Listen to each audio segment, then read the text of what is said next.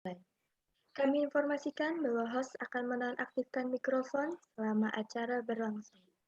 Dan kami himbau kepada para partisipan untuk tetap menonaktifkannya, agar kualitas audio selama sesi berlangsung terjaga dengan baik. Apabila ada pertanyaan-pertanyaan terkait, dapat disampaikan melalui fitur Q&A yang ada di bawah. Atas perhatiannya, kami ucapkan terima kasih. Menyanyikan bersama lagu kebangsaan Indonesia Raya. Hadirin dimohon berdiri.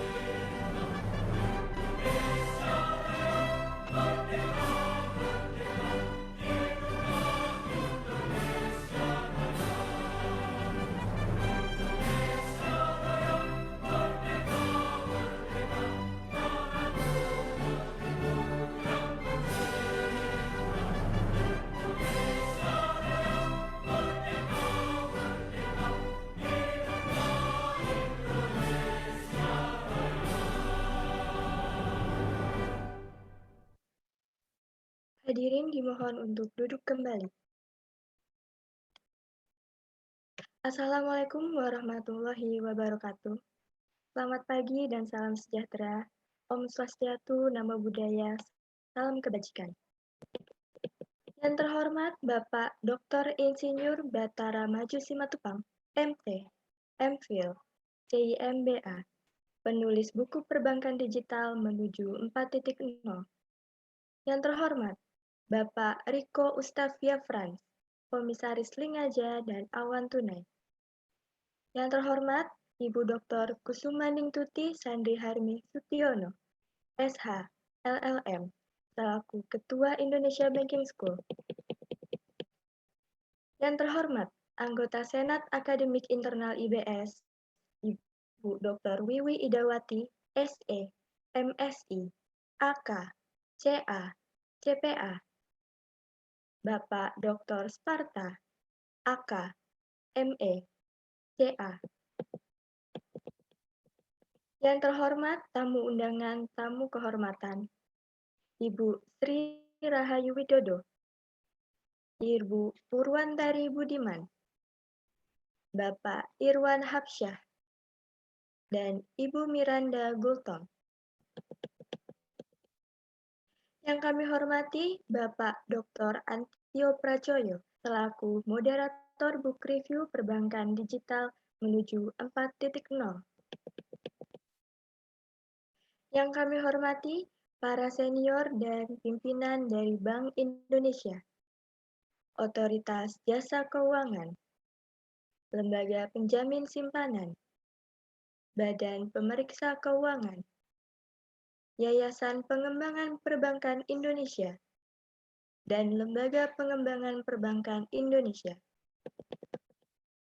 Yang kami hormati pimpinan industri sektor jasa keuangan, pimpinan perbankan, Bank Perkreditan Rakyat, pimpinan lembaga sekuritas dan aset manajemen, pimpinan lembaga keuangan lainnya, seperti asuransi, lembaga pembiayaan, pegadaian, lembaga penjaminan, modal ventura, dan dana pensiun.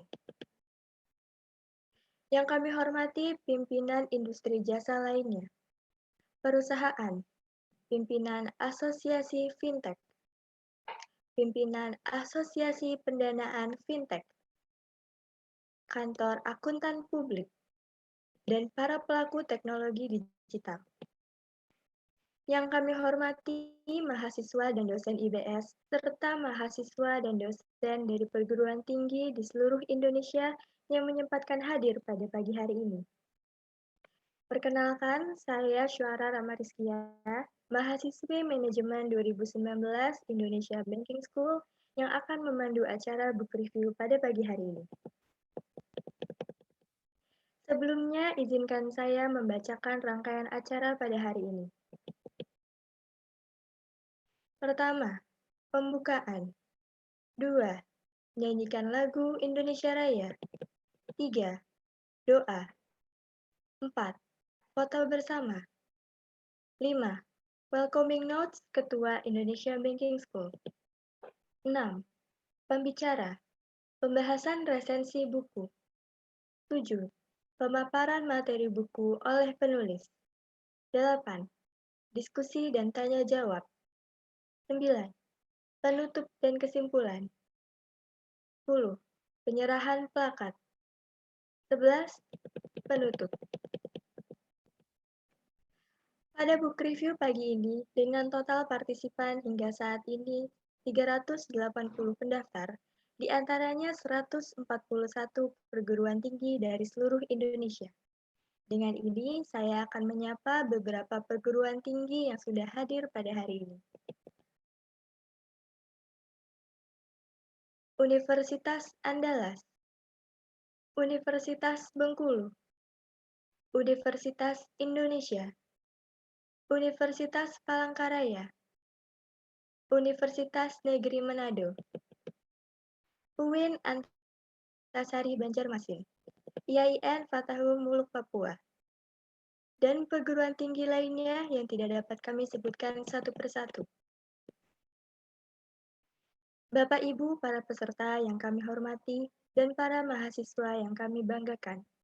Agar acara ini dapat berjalan dengan lancar dan sukses, mari kita berdoa yang akan dipimpin oleh Bapak Ustadz Zulfison SAG, MA. Dengan hormat kami persilakan. Bismillahirrahmanirrahim. Assalamualaikum warahmatullahi wabarakatuh. Ibu Dr. Kusumanengtuti, para tamu undangan yang berbahagia, sejenak mari kita berserah diri kepada Allah Tuhan Yang Maha Kuasa dengan memanjatkan doa. Akan kami pimpin dengan cara Islam. Bapak dan Ibu yang beragama lain dimohon untuk menyesuaikan. A'udzubillahi minasyaitonirrajim. Bismillahirrahmanirrahim. Alhamdulillahirabbil alamin. Sallallahu alaihi Muhammadin wa ala alihi wa sahbihi wa barak wa sallam. Allahumma ya Allah, Tuhan yang Maha Kuasa, pemelihara dan pengasuh seluruh alam semesta. Puji dan syukur kami ucapkan kehadirat-Mu ya Allah atas limpahan rahmat-Mu yang tak terhingga pada pagi yang cerah ini. Berikan kami kekuatan untuk selalu bersyukur atas segala nikmat-Mu dan berikan kami kekuatan untuk selalu bersabar atas segala ujian-ujian-Mu. Ya Allah, ya Rahman, ya Rahim. Dengan terselenggaranya webinar book review STI Indonesia Banking School, yaitu membedah buku yang berjudul Perbankan Digital Menuju Era Baru Perbankan 4.0 yang ditulis oleh Bapak Dr. Sparta, dosen STI Indonesia Banking School. Yang akan direview oleh Bapak Rico Ustaria Franz, Komisaris Link Aja dan Awan Tunai. Ya Allah, penghargaan dan ucapan terima kasih kepada beliau berdua yang telah berbagi ilmu dengan kita tentang perbankan digital menuju perbankan 4.0. Semoga Allah Tuhan Yang Maha Kuasa memberkahi ilmu yang telah beliau berikan ini dan menjadikan pencerahan bagi kita bersama. Ya Allah ya Arhamar Rahimin, jadikanlah perbankan digital sebagai penggerak untuk bangkitnya ekonomi Indonesia di tahun-tahun yang akan datang. Berikan kepada kami keberkahan, kemudahan, sehingga bisa melewati masa-masa sulit akibat dari pandemi COVID-19 ini. Ya Allah, kabulkanlah doa dan permintaan kami. Rabbana atina fid dunya hasanah wa fil akhirati hasanah wa qina adzabannar. Billahi taufiq wal hidayah. Wassalamualaikum warahmatullahi wabarakatuh.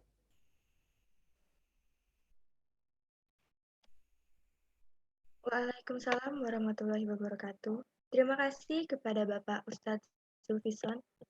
Selanjutnya, foto bersama. Untuk para panelis, tamu undangan, dan para partisipan agar menyalakan kameranya untuk dokumentasi book review hari ini. Saya akan pandu Bapak Ibu dalam hitungan ketiga. Slide pertama. 1, 2, 3. Slide kedua. 1, 2, 3. Terima kasih. Bapak Ibu para peserta yang kami hormati, selanjutnya mari kita dengarkan welcoming notes oleh Ibu Dr. Kusumaningtuti S. Sutiono, SH, LLM, selaku Ketua Indonesia Banking School. Dengan hormat kami persilakan. Terima kasih Suara. Bismillahirrahmanirrahim.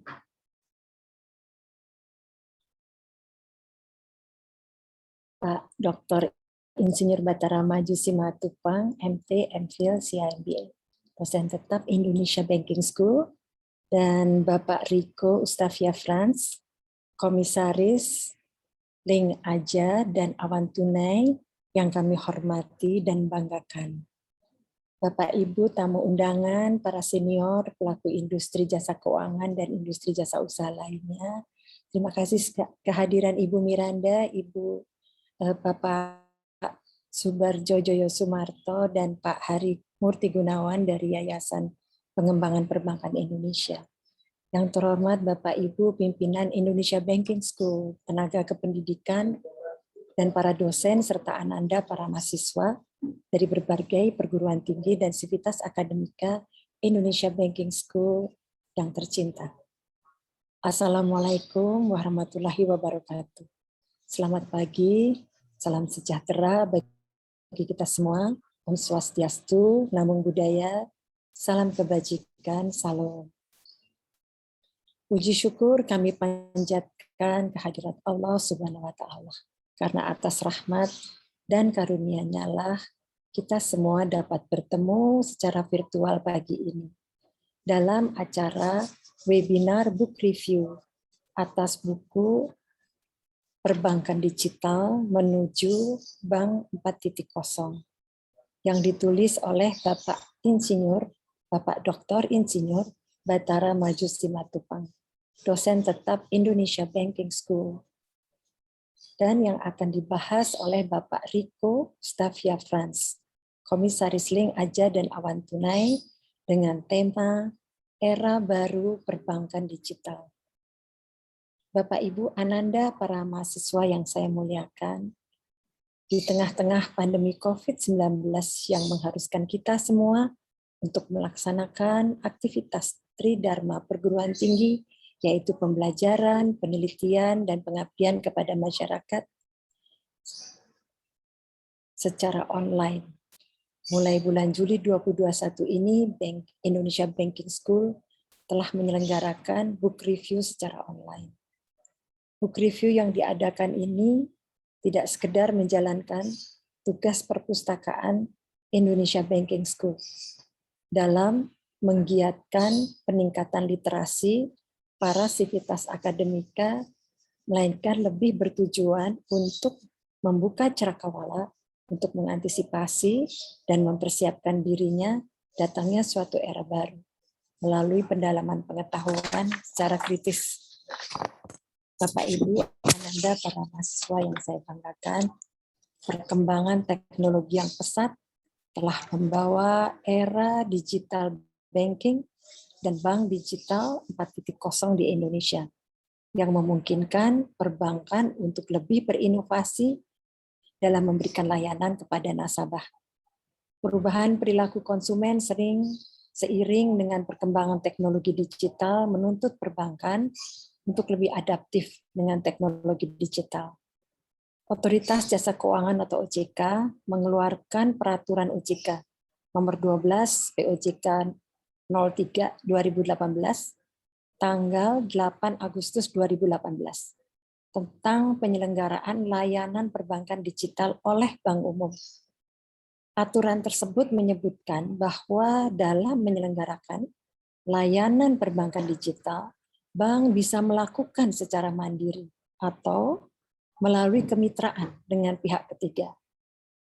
Bank yang menyelenggarakan layanan perbankan digital harus memiliki peringkat profil risiko dengan peringkat 1 atau peringkat 2, memiliki infrastruktur teknologi informasi, dan manajemen pengelolaan infrastruktur teknologi informasi yang memadai.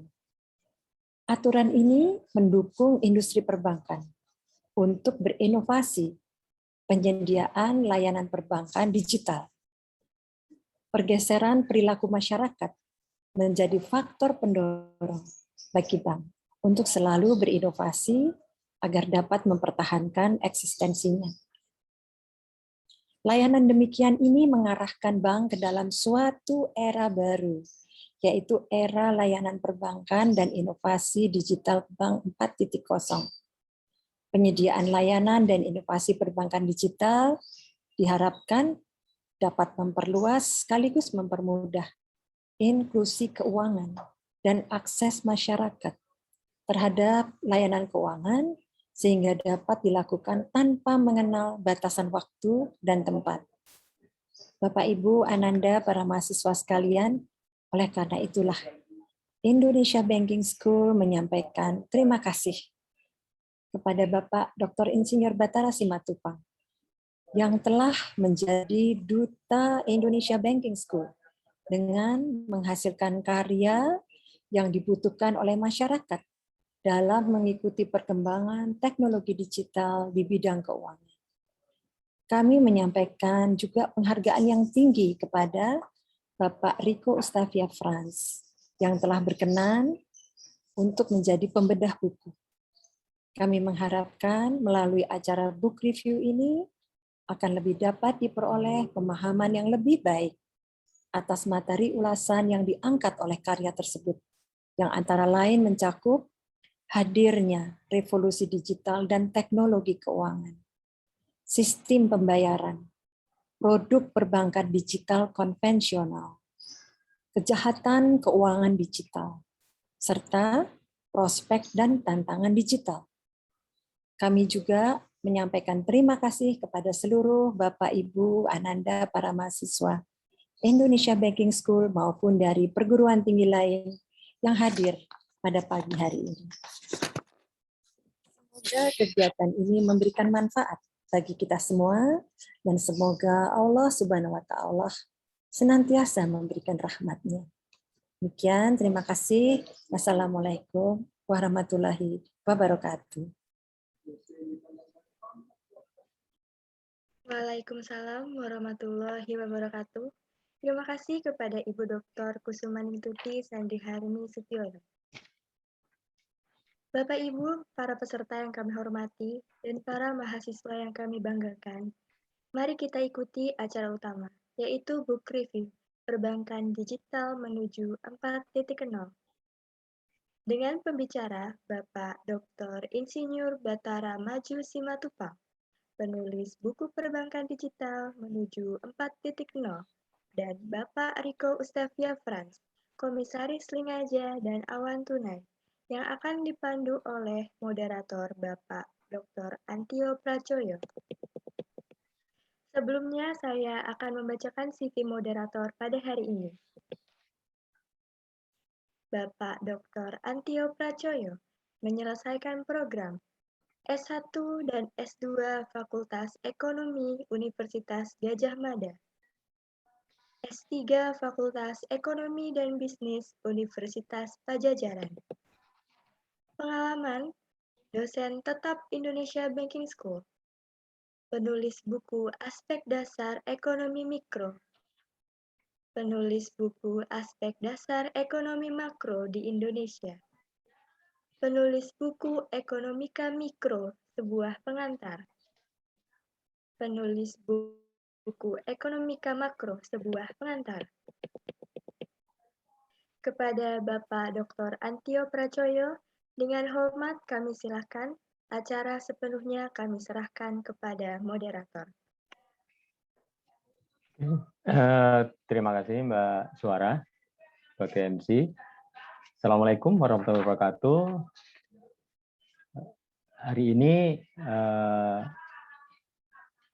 mengenai bedah buku. Orang kalau pertama kali mendengar bedah buku itu barangkali mungkin bahasa yang populer, tapi kalau misalnya kemudian kita sampaikan bedah buku bukan berarti bukunya dibedah gitu ya. Kalau dibedah rusak semua nanti. Jadi ini kan bentuk review buku seperti apa yang kemudian seringkali kalau buku-buku, terutama buku-buku yang masuk ke era baru, itu kemudian seperti apa sih nanti sumbangan-sumbangannya. Nah, untuk hari ini akan dibahas terlebih dahulu oleh Pak Rico Mustavia France, dan kemudian nanti ada penyampaian dari Pak Bathara Maju Simatupang sebagai penulis buku.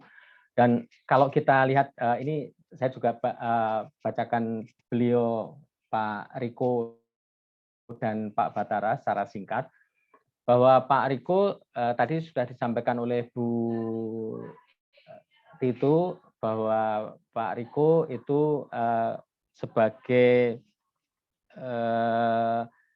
komisaris, ya, komisaris di Link Aja, dan kemudian kita juga bisa lihat bahwa beliau pengalamannya juga cukup banyak, pengalaman profesionalnya. Beliau juga pernah juga bekerja di Bank Mandiri, kemudian beliau pernah juga bekerja di Citibank, dan kemudian beliau akhirnya juga beberapa hal pernah juga dari sisi pendidikan itu di ITB, dan kemudian juga pernah di Switzerland, pernah di MIT Sloan School, pernah di Berkeley, dan pernah juga di Cambridge Business School ya, Digital Disruption. Nah, oleh karena itu kita nanti akan bisa mendengarkan seperti apa penjelasan Pak Rico mengenai buku dari apa yang ditulis oleh Pak Bathara Simatupang, dan inilah yang kemudian nanti akan menjadi awal dari pembahasan mengenai bedah buku ini. Nah, di berikutnya juga nanti akan menyampaikan paparannya Pak Bathara Maju Simatupang. Pak Bathara ini juga pernah punya pengalaman di Mandiri, jadi Pak Rico dan Pak Bathara pernah sama-sama di Mandiri, ya. Dan kemudian Pak Bathara sampai hari ini juga menjadi trainer senior di beberapa aspek, termasuk misalnya di digital banking dan kemudian juga di risk management. Kemudian kalau dari sisi pendidikan, Pak Bathara itu kalau dari sisi pendidikan itu juga di beberapa tempat, jadi pernah juga di USU, kemudian di Ujung Pandang, kemudian pernah di ITB, dan kemudian pernah di Belanda, di Netherlands, baik S2 maupun S3-nya. Nah, untuk itulah tidak memperpanjang waktu, maka untuk pertama kali kita dengarkan paparan dari Pak Rico, komentar dari Pak Rico mengenai buku Perbankan Digital Menuju Bank 4.0. Silakan Pak Rico.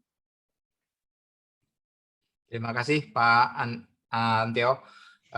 Yang saya hormati Bu Titu, Pak Antio, Bapak Ibu Sivitas Akademika dari Indonesia Banking School, Bapak Ibu para undangan sekalian yang saya hormati juga, dan adik-adik mahasiswa yang saya cintai, saya mengucapkan terima kasih atas kesempatan yang diberikan kepada saya untuk melakukan pembahasan dari buku Pak Batara ini. Saya coba share dulu ya ininya.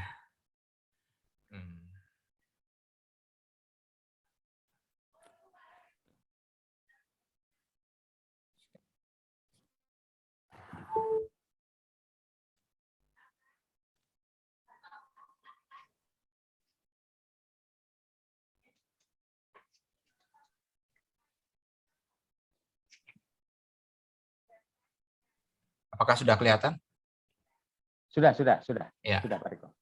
Saya langsung ini aja dulu. Saya mengenal Pak Batara ini sudah cukup lama. Sejak saya masuk di Mandiri, beliau ini memang passion-nya itu mengajar dan juga memiliki kemampuan akademis lah, katakanlah yang bagus sekali, dan memiliki passion juga di banking dan khususnya digital banking. Jadi hari ini saya bangga bisa diminta untuk mereview atau membahas atau kata Pak Antio tadi membedah buku beliau. Buku ini waktu saya 2 minggu yang lalu kira-kira Pak Batara kontak saya untuk bahas buku ini. Saya cariin waktu, akhirnya ketemu hari ini. Jadi pertama kali terima kasih. Kemudian buku ini kalau dilihat dari sisi fisik ya. Bentar. Ini saya nggak usah ya. Dari sisi fisik buku ini kira-kira 150 halaman. Nah, yang menarik kalau saya lihat adalah buku ini juga memiliki dasar-dasar yang kuat terhadap apa yang ada di dunia perbankan. Jadi tidak hanya mengupas digital langsung, tapi banyak sekali juga membahas mengenai apa sih dasar-dasar sistem pembayaran, apa itu instrumen pembayaran, dan lain sebagainya. Nah, saya pernah diskusi juga dengan Pak Batara, kira-kira konteksnya apa sih buku ini ditulis. Nah, yang pertama adalah bahwa digital transformation itu merupakan sesuatu yang keniscayaan. Karena yang tadinya banking itu mungkin bisa dibilang conventional banking, terus kemudian ada digital banking, kedepannya nanti semuanya digital. Kalau tidak digital ya tidak bisa memberikan layanan digital banking. Mungkin kalau kita ambil analoginya seperti email ya. Email itu electronic mail. Tapi sekarang ini kalau ada orang bilang itu di mail saja ke saya. Nah, artinya bukannya diposkan tapi dikirim lewat email. Jadi i-nya sudah bisa dihilangkan. Mail artinya email. Sekarang e-commerce masih pakai i. Kedepannya commerce aja cukup karena i-nya sudah pasti harus ada i-nya juga. Nah, sama dengan banking. Sekarang masih ada embel-embel digital di depannya, digital banking. Kedepannya ya banking ya harus digital. Kalau nggak digital ya nggak bisa memberikan layanan yang diharapkan oleh nasabah. Jadi kalau dilihat dari grafik yang ini, incumbent business model atau yang konvensional akan diganti dengan digital business model yang kedepannya ya banking itu adalah digital. Dan kalau kita lihat bahwa engagement dari banking kepada nasabah ini dilakukan dengan berbagai cara, melalui website, sosial media, online, dan lain sebagainya. Nah, kedepannya ini mobile app ini akan menjadi sesuatu yang merupakan pusat dari kehidupan kita maupun interaksi dari bank ke dunia dengan nasabah. Jadi kurang lebih itu gambaran besarnya. Dan digital disruption ini juga sesuatu yang tidak terelakkan. Bisa dimulai karena teknologi, bisa dimulai karena customer-nya udah mulai siap dan minta lebih demanding. Kemudian ekosistem, adanya fintech, dan lain sebagainya yang mendorong terjadinya digital disruption. Dan kemudian juga oleh karena adanya inovasi-inovasi yang dicetuskan oleh pelaku industri baik dari sisi teknologi maupun dari sisi bisnis model. Nah, Kalau kita melihat dari sisi digital transformation, ini ada 3 core capabilities menurut Pak Batara. Yang pertama adalah awareness atau hyper awareness. Yang kedua, bagaimana mampu untuk memiliki informed decision making. Artinya data driven decision making. Waktu mengambil keputusan tidak hanya menggunakan intuisi saja, tapi benar-benar menggunakan data. Dan yang nomor 3, yang paling penting, yang bukan paling penting, yang juga penting juga adalah eksekusi. Jadi fast execution merupakan salah satu kriteria kesuksesan atau core capabilities untuk transformasi digital. Tidak bisa lagi kita lambat-lambat, tidak bisa lagi kita berpikirnya terlalu lama sehingga time to market-nya ketinggalan, tapi kita harus agile, kita harus bisa memutuskan dengan cepat, dan kita mungkin secara budaya juga harus mau menerima kalau ada kesalahan, memiliki budaya eksperimental dan lebih progresif dari sisi kecepatan eksekusi. Kalau kita lihat berikutnya adalah pandemi ya. Pandemi ini merupakan katalisator untuk percepatan transformasi digital. Nah, kalau dilihat dari survei, ini rata-rata enterprise decision makers dan responden ini dari online survei ini melihat bahwa pandemi ini memang memajukan sekali transformasi digital. Yang tadinya orang nggak biasa diskusi secara online, sekarang semuanya udah familiar dengan Zoom, Microsoft Teams, maupun dengan Google Meet. Nah, ini semua mendorong juga tidak hanya dari sisi industri-industri yang memang lekat dengan teknologi seperti teknologi energi, tapi industri-industri yang keseharian kayak healthcare, retail, e-commerce itu pasti terdorong, sudah kelihatan juga terdorong. Orang yang tadinya nggak biasa belanja online, sekarang sudah belanja online karena adanya PPKM dan lain sebagainya. Nah, dari sisi investasi, berdasarkan survei juga, ini budget untuk digital transformation juga meningkat. 53% meningkat secara lumayan, 26% meningkat drastis. Jadi hampir berapa itu? 79% meningkat. Nah, penggunanya untuk apa? Ya macam-macam. Ada yang menggunakan untuk cloud services, digital collaboration tools, productivity management, dan lain sebagainya. Tapi intinya adalah pandemi ini mendorong investasi ke dunia digital dengan lebih agresif lagi.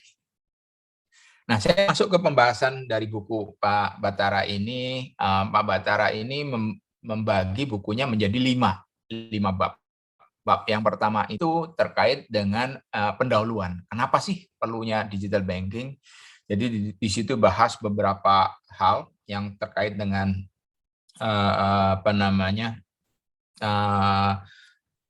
digitalisasi perbankan. Kalau kita lihat memang siapa sih yang datang ke bank kecuali ada masalah besar atau orang itu kerja di bank baru datang ke bank. Rata-rata dari kita mungkin setahun sekali saja udah termasuk sering untuk datang ke bank. Saya sendiri mungkin datang ke bank setahun terakhir ini mungkin cuma 1 kali.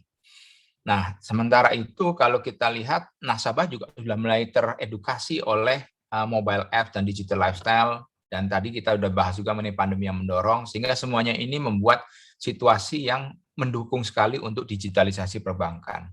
Nah, Pak Batara ini juga membahasnya mulai dari apa sih revolusi industri, dari mesin uap, listrik, komputer, dan terakhir di industri 4.0 mengenai robotisasi, sehingga ini mendorong juga ke perbankan 4.0. Nah, ini ada yang menarik dari sisi perbankan itu gesernya kemana sih? Jadi perbankan itu awalnya mungkin mono channel, kemudian menjadi multi channel, kemudian menjadi omni channel, terakhir adalah smart ecosystem. Jadi kalau mono channel itu menurut Pak Batara itu mulai dari cabang, misalnya cuma 1. Kalau multi channel itu channelnya banyak. Ada cabang, ada mobile banking, ada internet banking, ada call center, tapi masing-masing channel berdiri sendiri. Sementara kalau omni channel, channelnya banyak dan bisa berinteraksi satu sama lain. Jadi suatu proses yang mungkin dimulai di cabang bisa nanti tengah-tengah dilanjutkan lewat call center atau lewat mobile banking dan lain sebagainya. Jadi sangat saling terkait. Dan yang terakhir adalah smart ecosystem, di mana ekosistem perbankan itu tidak hanya terdiri dari ekosistemnya di dalam internalnya, tapi juga dengan pihak ketiga. Nah, di banking 2025 value drivers-nya apa? Yang jelas kembali lagi customer first, superior customer value, di mana bank itu harus mampu memberikan omni banking, bankingnya lebih modular sehingga fleksibel, open banking sehingga bisa berhubungan dengan fintech-fintech ataupun industri player yang lain, dan memiliki data-driven analytics yang kuat sehingga menjadi smart banking. Nah, ini semua nanti dirangkum dalam bentuk digital first platform. Nah, ada istilah kognitif banking yang disampaikan juga Pak Batara di sini, di mana ini erat kaitannya dengan smart banking.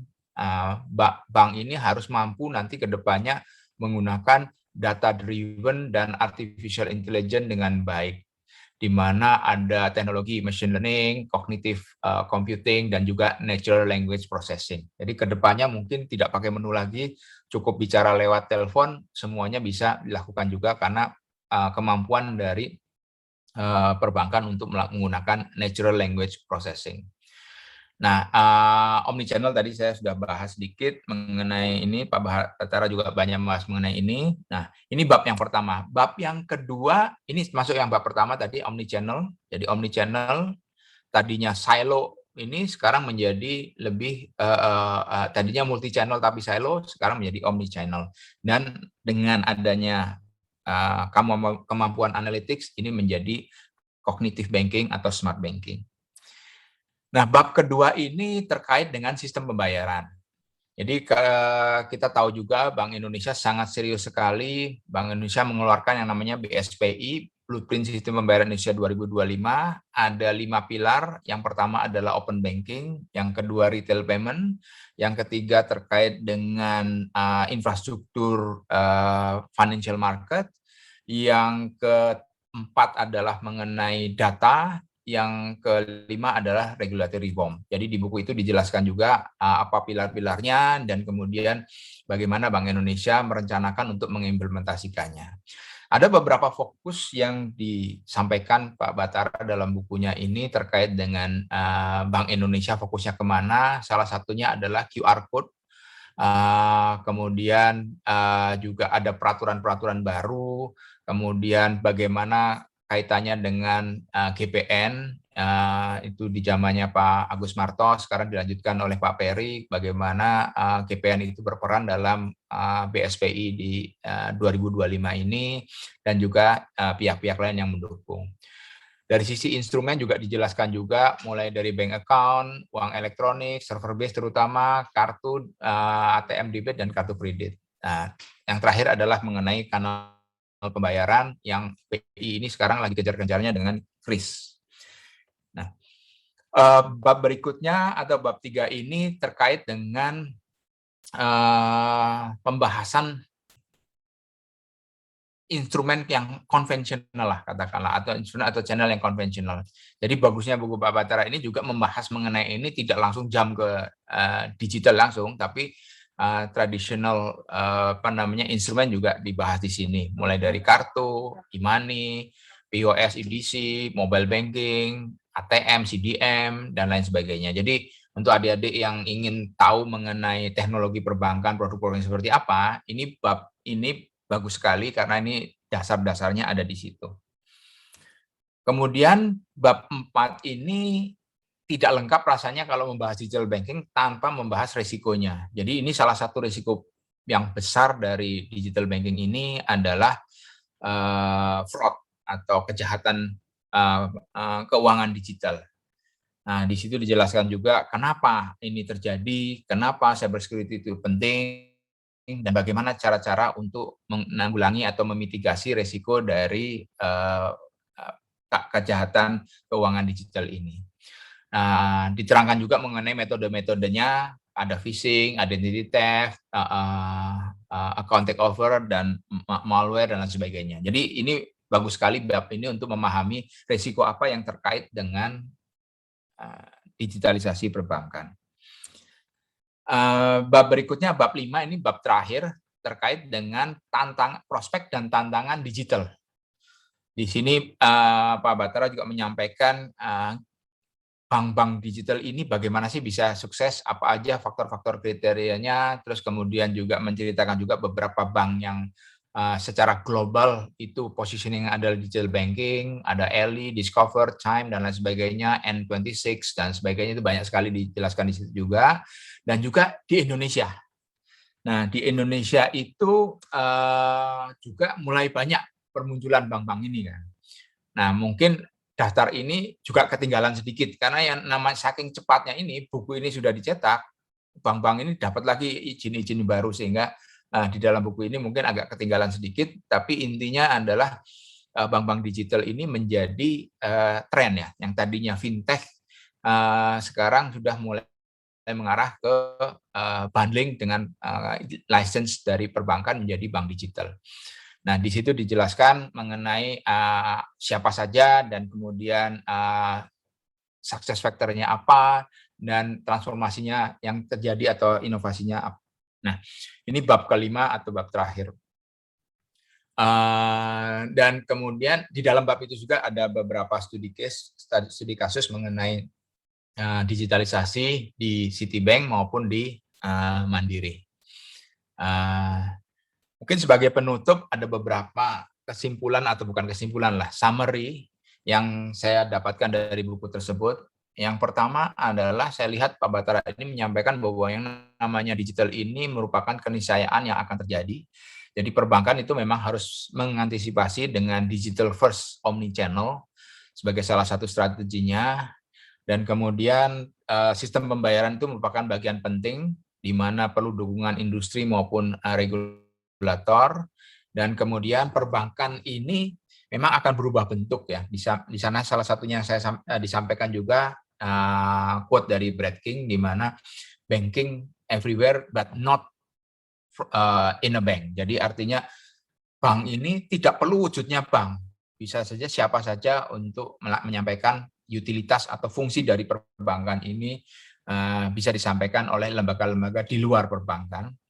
Kemudian bab 4 tadi mengenai cyber security merupakan bagian integral dari digitalisasi perbankan yang harus diperhatikan.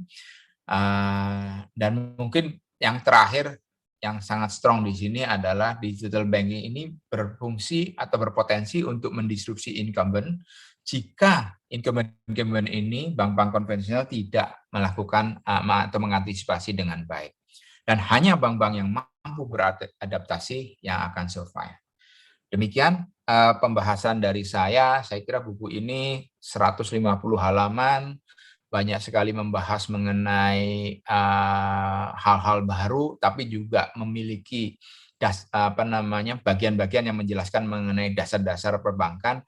Baik sekali untuk adik-adik mahasiswa ini, kalau ingin memahami mengenai digital banking, buku ini merupakan salah satu buku yang saya kira wajib untuk dibaca. Terima kasih atas waktunya. Saya kembalikan ke Pak Antio.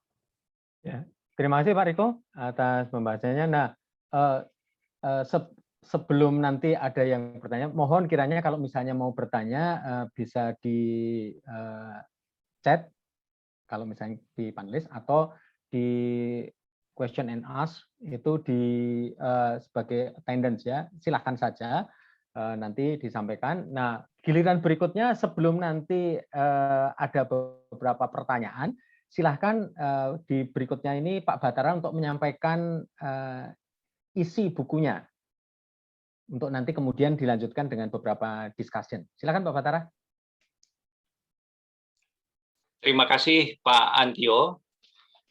Saya akan share screen dulu ya Pak ya, sebentar Pak. Ya, silakan.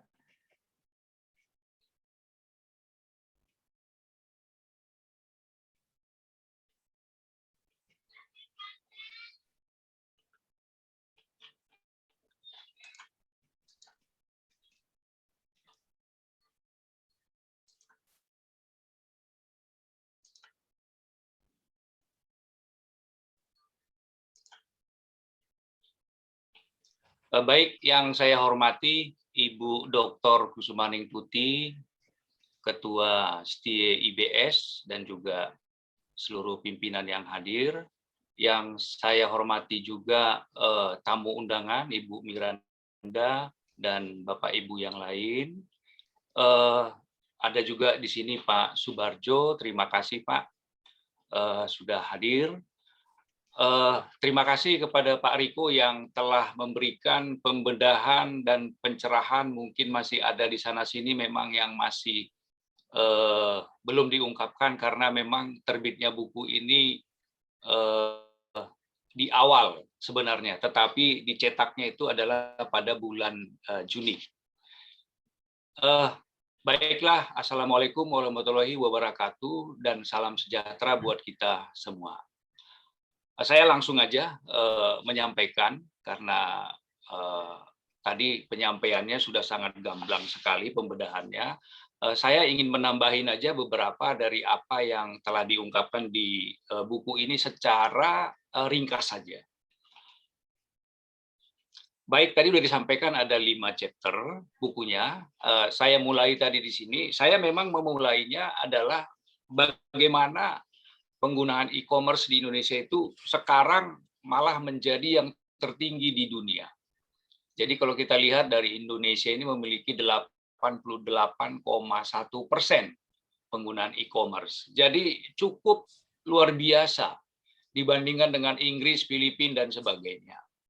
Nah, juga diawali dengan berapa banyak sih jumlah pengunjung, misalnya Tokopedia ini udah mengalahkan lah banyak hal ya. Kalau kita lihat di sini Shopee awalnya yang menjadi peringkat pertama, sekarang ini yang saya kemukakan di buku masih belum Tokopedia tetapi Shopee. Nah, kalau yang sekarang ini sudah peringkat itu adalah Tokopedia, kemudian disusul dengan Shopee, Bukalapak dan sebagainya. Nah, ini adalah gambaran ekonomi digital awal yang membawa atau sebagai penghantar di pendahuluan. Nah, kemudian juga saya kaitkan dengan perkiraan GMV ekonomi digital. Nah, yang paling banyak di sini diperkirakan itu adalah di 2020 ini ya, tetapi nanti proyeksi di 2025, maka di sini yang paling besar itu adalah e-commerce, kemudian disusul dengan online travel, transport and food, kemudian online media. Dan Indonesia juga menjadi kontributor terbesar ekonomi digital di Asia Tenggara. Proyeksinya ini kalau di 2025 ini sudah mencapai 133 miliar US dollar. Jadi ini yang diprediksi oleh Google Temasek ya pada 2019. Nah, saya juga awali dengan bagaimana revolusi industri kita bisa dari mulai mekanisasi, revolusi 1.0 sampai kepada 4.0 yang mengandalkan Internet of Things and Services. Dan dari sisi evolusi model bisnis juga ikut berubah, yaitu transformasi ekonomi itu dari mulai mono-channel, multi-channel, sampai kepada smart ecosystem. Ini tadi yang sudah disampaikan. Nah, kalau kita udah masuk di sini, memang sudah tidak dibutuhkan lagi yang namanya kantor bank. Ya, jadi kita bisa akses dari mana saja, kapan saja, ya sepanjang kita punya cara akses atau internet itu bisa terkoneksi. Dan tadi disampaikan juga secara konektif juga ini akan merubah budaya, merubah kerangka kerja industri 4.0 itu telah merubah sendi-sendi kehidupan manusia. Jadi yang terdisrupsi banyak, tetapi yang tercipta juga banyak. Ya, dari munculnya misalnya sekarang di sini misalnya ada GoSend, ada GoPay dan sebagainya. Ini merubah orang, merubah budaya orang untuk yang saat ini ya, apalagi ini akan dipercepat oleh adanya pandemi. Jadi perubahan itu dulunya orang masih enggan melakukan online, tiba-tiba semuanya pintar online. Bahkan dari mulai anak TK juga sudah online belajarnya. Jadi ini merubah culture, merubah budaya. Nah, pergeseran finansial teknologi itu kalau kita lihat juga yang di saat ini pergeserannya sampai di Indonesia ini belum penuh, ada yang 4.0. Ya, kalaupun tadi ada yang misalnya sudah mendapat izin dari OJK dan Bank Indonesia, maka mereka belum mencapai penuh sebagai bank misalnya 4.0. Revolusi perbankan juga sebagai respon perkembangan adanya TI. Jadi kalau kita lihat juga secara perbankannya, maka di Indonesia katakanlah dulu itu The Javanese Bank NV bank pertama. Sampai dia versi 2.0 banknya, ini 180, ini diawali penggunaan ATM oleh Bank Niaga. Kemudian tahun 2000 klik BCA, kemudian sekarang berkembang ya, Bank 4.0 2017 dimulai eranya sampai saat ini dan ke depan. Nah, kita tidak tahu nih bagaimana perubahan ke depan, tetapi tadi sudah disampaikan yang akan survive adalah bank yang mampu beradaptasi dengan baik. Nah, key driver digitalisasi itu tentu adalah bicara teknologi baru, solusi inovatif, pemain baru. Jadi tendensi tren digital itu tadi juga dari mulai online activities, ini ada open modular, ada new services, sampai kepada omni-channel behavior, ini adalah awal daripada bank 4.0. Jadi di sini sudah mulai masuk, ini ada contactless, mobile, tokenization, omni-channel, open IP yang bisa menghubungkan sistem perbankan dengan fintech atau bahkan dengan ekosistem digital lainnya, baik itu dalam bentuk inovasi keuangan digital.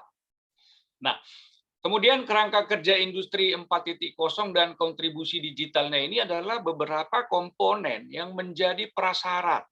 Ya, kalau kita lihat dari sini ya, ada smart sensor, ada big data analytic, augmented reality, cloud, mobile device, IoT platform, sampai kepada authentication and fraud detection. Jadi ini adalah komponen-komponen yang harus menjadi prasyarat bagaimana kita masuk kepada industri 4.0. Ya, juga di sini ada 3D dimension printing. Nah, dimensi perbankan digital itu adalah seperti ini, ya, dari mulai misalnya customer self service, regulatory, ya, kemudian ada internalnya teknologi, data, bisnis proses, re-engineering, analitik, dan ada people, karena people ini adalah sebagai pemain sentralnya. Nah, oleh Brad King dikatakan fondasi organisasi Bank 4.0 itu adalah pengalaman, jadi experience ya, di situ experience yang menjadi tolok ukurnya, bukan produknya.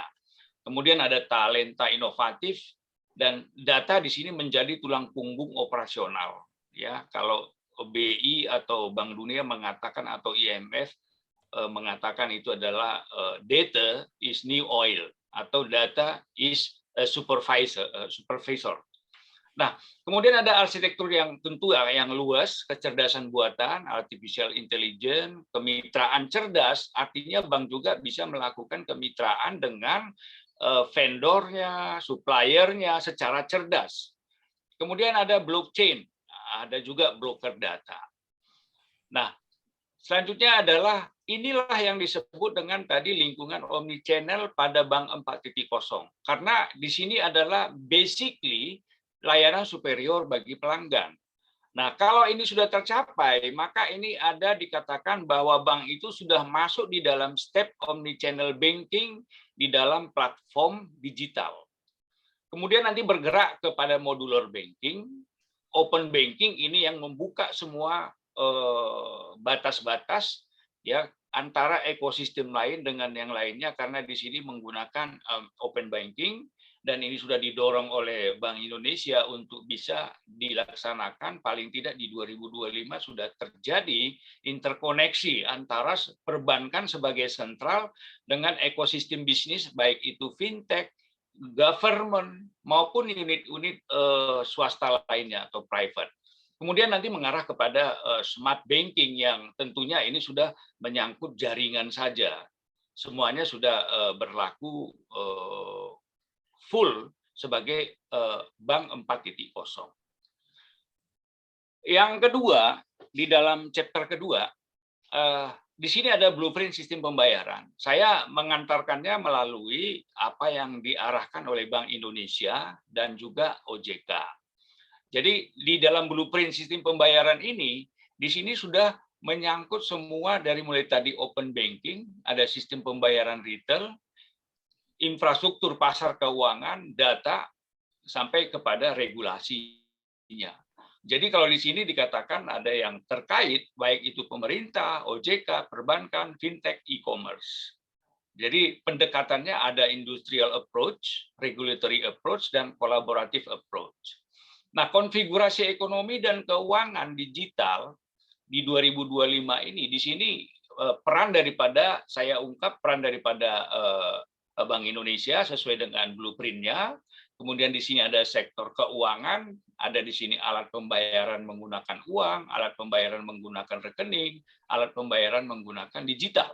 Dan ini terkait nanti dengan fintech, ya, dari mulai crowdfunding, peer-to-peer lending, manajemen aset, asuransi yang masuk ini semuanya di dalam inovasi keuangan digital. Nah, di sini sudah terbangun juga dikatakan big tech, regtech, subtech. Jadi nanti kita akan lihat di belakang pembahasan mengenai regulation teknologi dan supervision teknologi ini. Nah, di sini ada API blockchain dan juga di sini ini adalah prinsip yang digunakan di dalam teknologi blockchain. Cloud computing, data dan artificial intelligence. Nah, ujungnya ini adalah semua yang dihadapi adalah sektor ekonomi di dalam sistem payment. Ya, jadi disinilah muncul ekonomi digital tadi itu, konsumen, korporasi, UMKM, ya itu yang memunculkan ada platform atau katakanlah e-commerce dan marketplace. Tentunya di sini bank tidak bisa masuk di dalam e-commerce dan marketplace. Dia hanya berfungsi sebagai solusi di dalam pembayarannya. Masyarakat di sini ada, dari mulai nanti ada kerakyatan, KYC-nya, dan APU PPT, dan juga ada proteksi data, persaingan usaha, dan kepentingan nasional. Nah, kemudian bagaimana sistem pembayaran yang dibahas, juga di sini dibahas terutama tadi sudah disampaikan QR Code Indonesia Standard, QRIS, itu merupakan hasil daripada Sandbox Regulation version 2.0. Jadi ini adalah QR ini merupakan hasil dari proses Sandbox Regulation version-nya yang kedua, ya. Jadi ini sekarang dijadikan standar yang sangat unik dan dapat digunakan oleh siapa saja, ya, sepanjang dia bisa melakukan pendaftaran ke Bank Indonesia. Jadi QR sendiri adalah merupakan kanal pembayaran share delivery channel. Ya, di samping itu ada electronic data capture dan ATM. Tetapi kalau dia masuk kepada proprietary channel, maka di sini kita akan berbicara mengenai mobile banking dan internet banking. Proses pembayaran non tunai juga dibahas di sini. Ya, ini adalah kita katakan dari mulai klien bagaimana ke merchant, acquirer, sampai kepada lembaga servicesnya dan lembaga switchingnya. Dan terakhir di sini ada sebagai issuer-nya.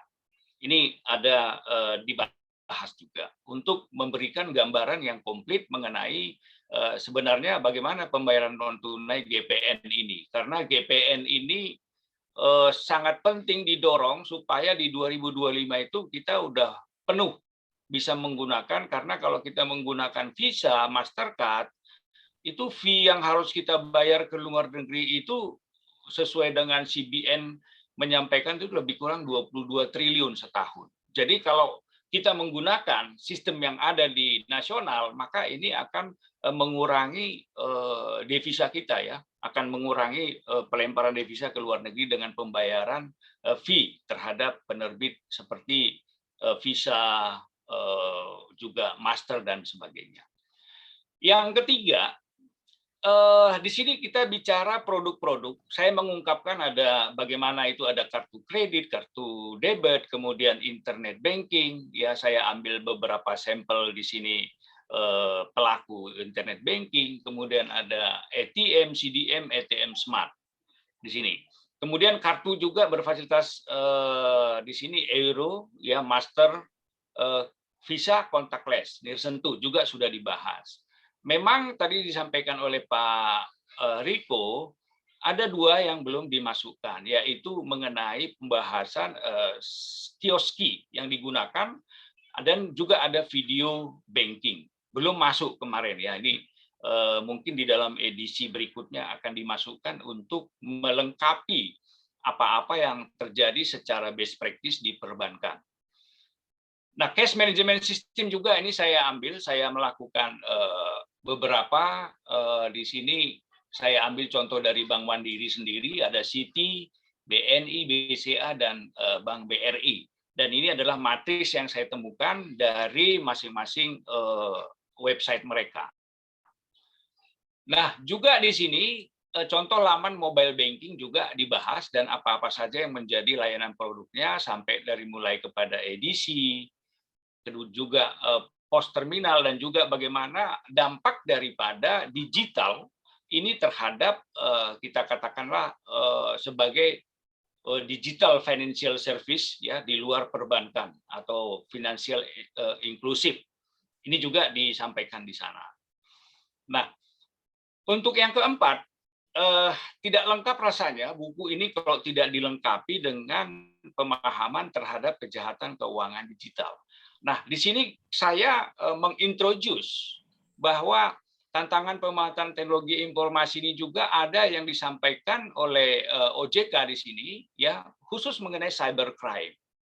Nah, persentase target serangan cyber di tahun 2019 saja di sini kita lihat 17% di sini serangan cyber menyasar ke sektor jasa keuangan.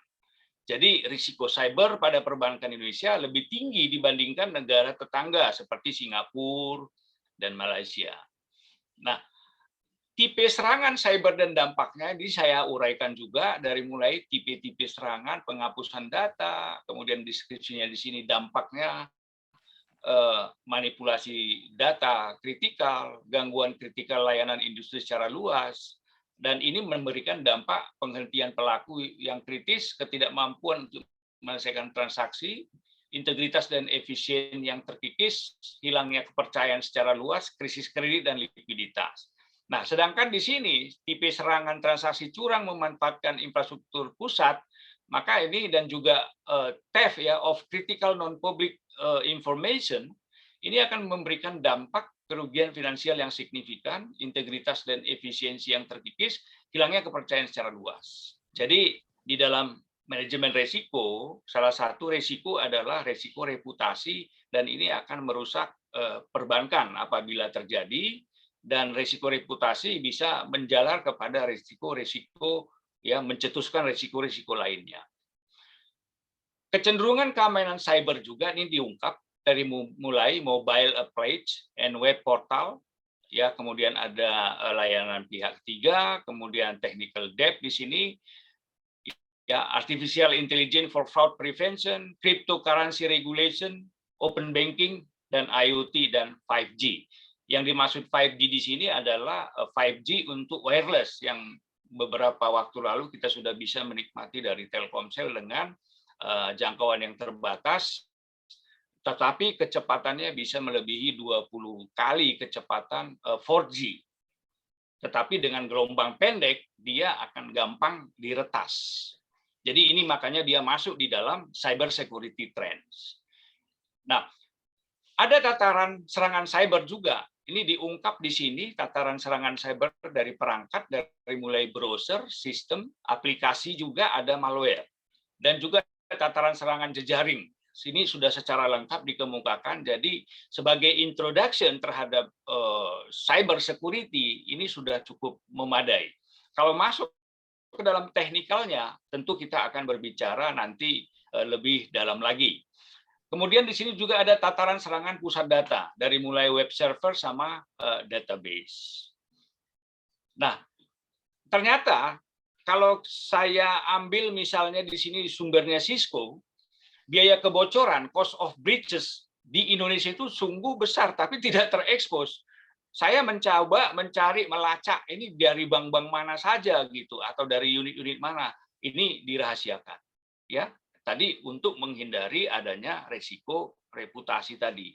Jadi tidak bisa. Tapi yang diungkapkan mereka yang paling banyak kejadiannya adalah di sini 23% itu adalah cost breaches itu 1 miliar US dollar sampai 2,4 miliar US dollar. Jadi cukup besar, tetapi tidak terinfo. Dan saya pikir juga tidak bijak juga kalau menyampaikan bahwa satu bank itu ada mengalami breaches.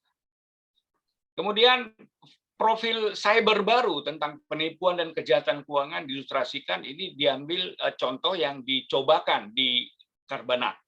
Jadi dari mulai spear phishing, ada eksekusi backdoor, ada mesin terinfeksi dengan sistem pencarian admin, PC admin teridentifikasi layar petugas dicegat, penggelembungan saldo lalu mentransfernya, seperti ini. Ada ATM yang bisa diprogram dan mengeluarkan duit pada ATM tertentu. Nah, uang tunai masuk melalui transfer, saluran kawat, buy-wire, pembayaran elektronik. Nah, jadi ini semua sudah dikemukakan. Kemungkinan adanya penipuan atau kejahatan keuangan yang mungkin terjadi pada perbankan. Sehingga perbankan akan mengantisipasinya dengan lebih baik lagi, dengan lebih aman lagi. Kemudian prospek dan tantangan digital. Ini yang terakhir. Kita mulai dari statistik transaksi digital. Jadi transaksi e-commerce itu meningkat, tadi sudah di depan disampaikan, sangat luar biasa growth-nya. Transaksi digital banking juga meningkat di sini, nominal digital banking ini skala kanan di sini meningkat semua. Transaksi uang elektronik juga meningkat. Jadi dengan apalagi dengan adanya tekanan daripada pandemi COVID-19 ini, ya tentu ini otomatis akan mengikuti tren karena kita tidak apalagi PPKM yang sangat meluas sekarang. Sehingga transaksi ini juga banyak dilaksanakan oleh para nasabah. Nah, pertumbuhan transaksi melalui layanan digital ternyata memang luar biasa. Di BNI sendiri transaksi layanan mobile banking itu bisa lebih tinggi ya, 84,4% year on year. Di BCA bahkan digital payment naik 20-30%. Dan yang spesial lagi, video banking untuk pembukaan rekening di sana bisa mencapai 5.100 rekening per hari. Di BRI juga demikian, year on year meningkat 31%. DBS itu bahkan luar biasa peningkatannya 75% ya, hampir sama tadi di BNI. Nah, kemudian BCA transaction value juga meningkat. Ya, ini Bank Niaga semuanya meningkat. Kalau kita lihat Bank Mandiri juga terjadi peningkatan mobile online-nya luar biasa juga ini angkanya. ATM-nya sekarang mulai menurun ya, jadi nggak heran kalau sekarang yang sifatnya based on location itu banyak juga ATM yang ditutup atau dipindah lokasi dikarenakan transaksi yang muncul secara digital ini dapat menekan cost atau operasionalnya perbankan.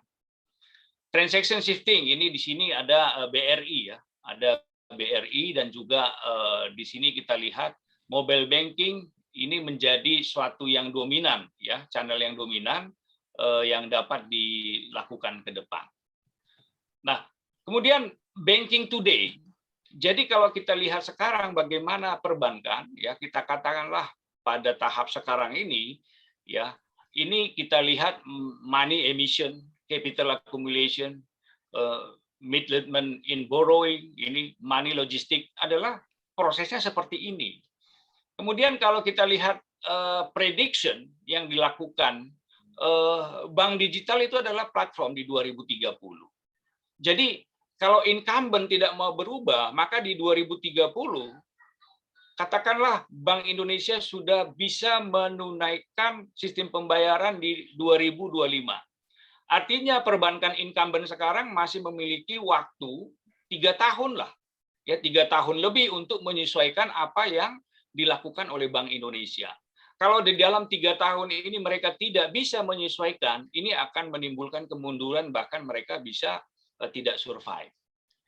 Nah, juga diprediksi nanti di 2060 dengan terjadinya Bank 4.0 ini bank itu sebagai asset network. Ya, office, manufacturing, retail, houses, transport, equipment, land, and resources.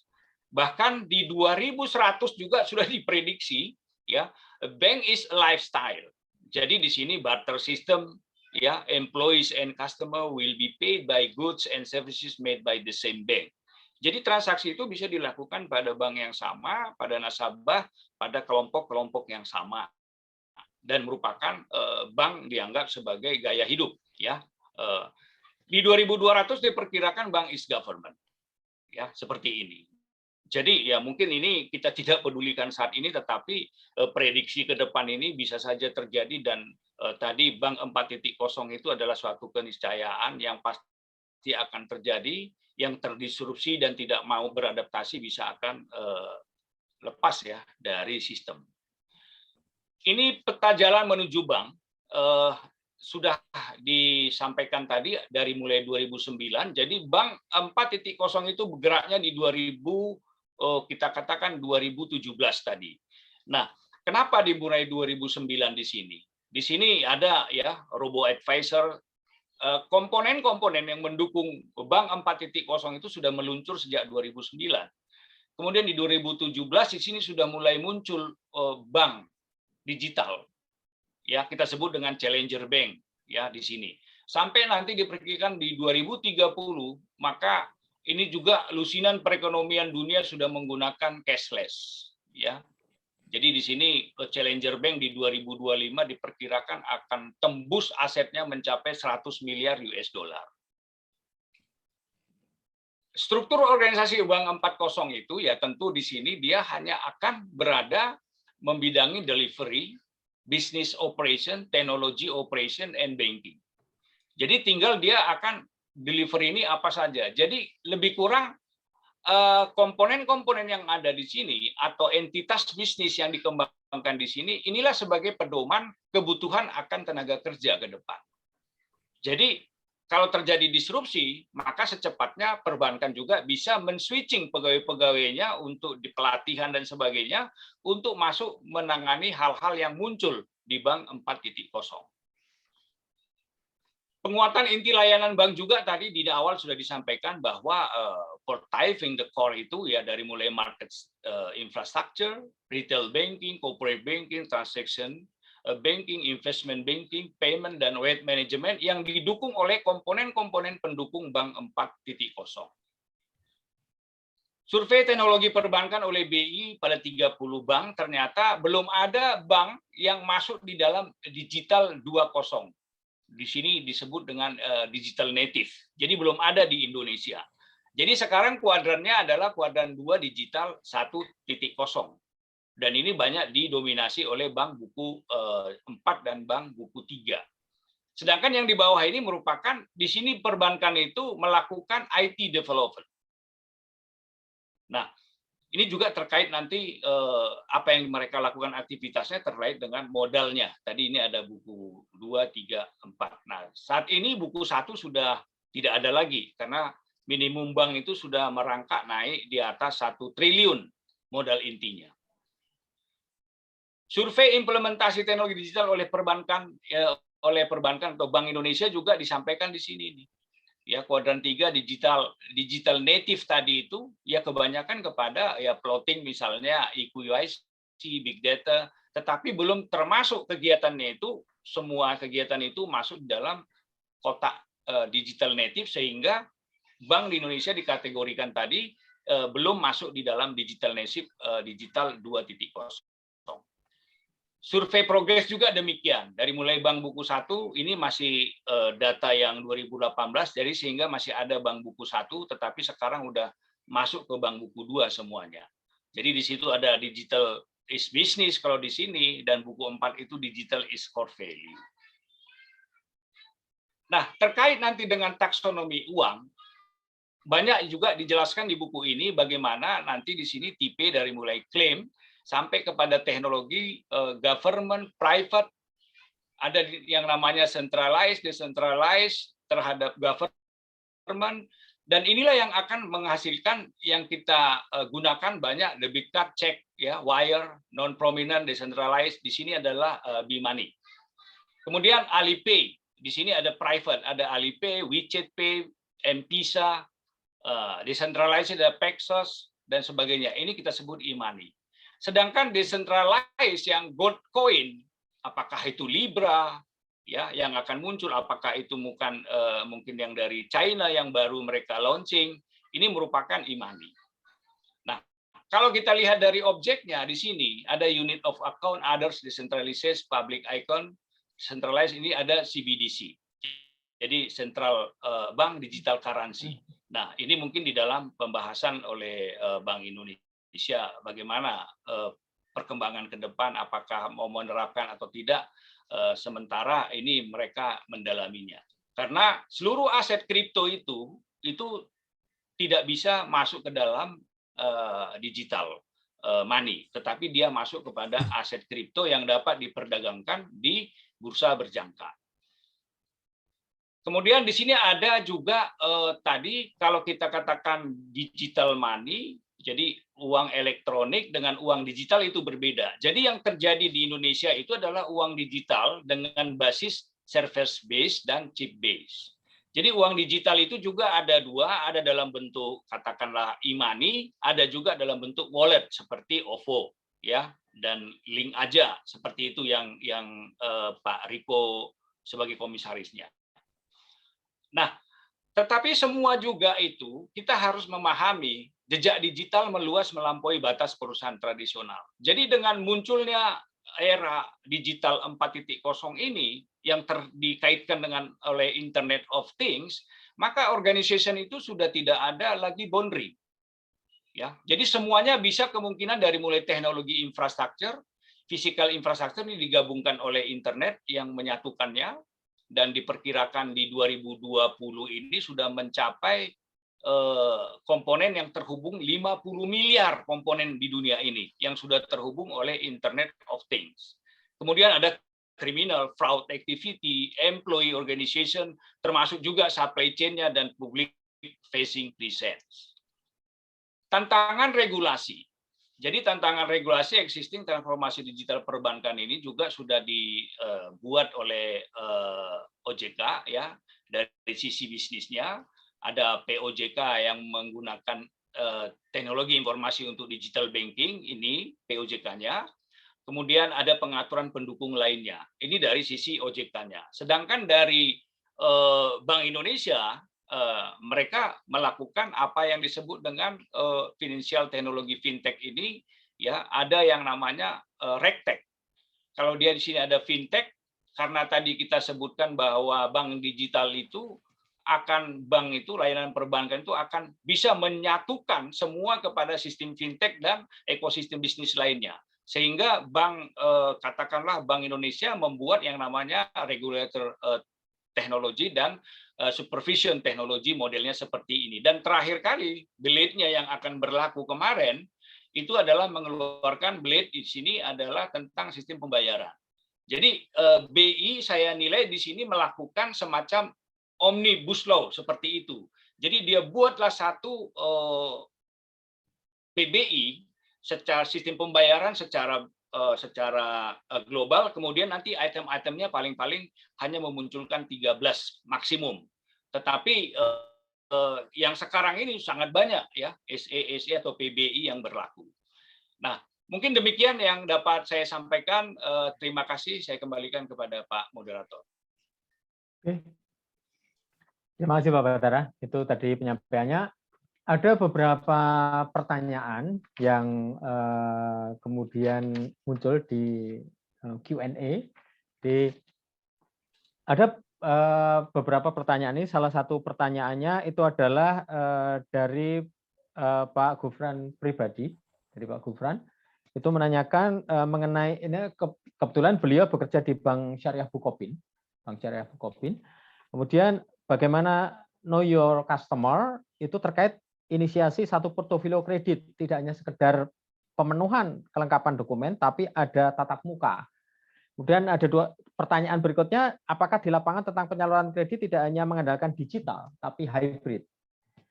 Dan pola konvensional di mana pola interaksi komunikasi antara bank dan nasabah. Itu pertanyaan ke Pak Batara. Ada lagi pertanyaan dari Pak Batara itu dari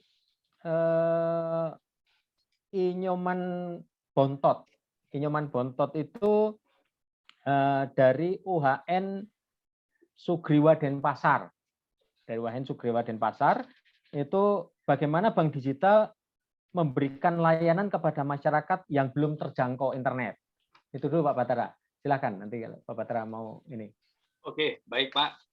Pak Tio, terima kasih. Jadi perlu saya sampaikan tadi mengenai bank digital ini adalah kalau kita mengacu kepada Bank Indonesia, maka proses transformasi itu adalah di 2025.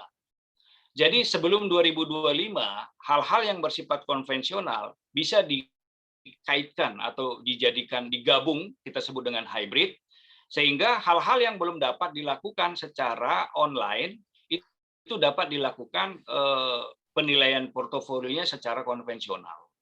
Sampai nanti pada akhirnya di 2025 ini dapat diatasi, tidak lagi menggunakan penilaian konvensional, tetapi sudah di 2025 itu adalah cut off, kita run kepada full digital services. Nah, itu yang tadi. Kemudian yang kedua, mengenai digital. Tadi mungkin tepatnya kalau kita sebutkan di sini, bahwa digital yang dimaksudkan di sini mungkin perlu di deliberate dulu, ya, di deliberate dulu. Nah, ini saya akan jawab secara umum saja, ya. Jadi kalau misalnya mobile banking itu bagaimana pelayanan yang tidak ada akses terhadap katakanlah internet, ya tentunya sebenarnya ada teknologi yang menggunakan itu bisa digunakan. Misalnya kalau kita punya katakanlah mobile phone itu ada NFC, ya, near field communication. Nah, NFC itu sebenarnya bisa digunakan tanpa adanya internet, ya.